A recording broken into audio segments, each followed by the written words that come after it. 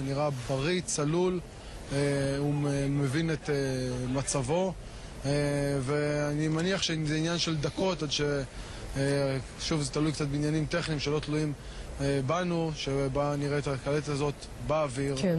באמצעות ניידת הלוויין. זה אמור לקרות ברגעים הספורים. נאמר שגלעד שליט היה בן פחות מ-20 כשהוא נחטף. זה היה לפני 3 שנים, 3 חודשים, אז בגבול עזה, ואנחנו הולכים לראות צעיר בן 23 שנמצא 3 שנים בשבי. אף אחד מהאנשים הרבים במדינה הזו שוודאי צופים איתנו לא יכול לתאר לעצמו מה עובר על הבחור הזה, הילד הזה, אם אפשר לקרוא לו כך. אנחנו מבינים שאנחנו הולכים לראות 2 דקות 42 שניות של גלעד שליט בחדר שמטבע הדברים חוטפיו לא רוצים שיזוהה בשום צורה.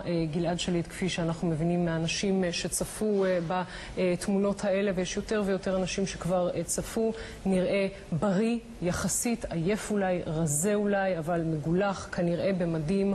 הוא יפנה בעברית להוריו, כנראה יפנה גם לראש הממשלה. החשוב הוא לא רק שאלה תמונות הוידאו הראשונות מן השבי, אלא שהן גם תמונות יחסית עדכניות. מ-14 בספטמבר גלעד שליט אמור להחזיק עיתון פלסטיני עם התאריך הזה מהשנה הזאת, כדי להעיד שהוא חי עכשיו בשבי של חמאס. זה אמור כאמור לקרות ממש ברגעים הספורים. נזכיר לכם שאותות חיים מגלעד שליט מאז נחטף לא היו הרבה. היו 3 מכתבים, אחד מהם לא פורסם, ואנחנו ממתינים כעת, ממש תוך שניות ספורות, לקלטת הזו. הנה היא.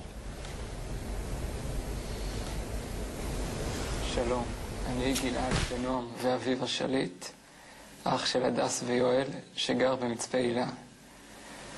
תעודת הזהות שלי 3970-29. היום הוא יום שני,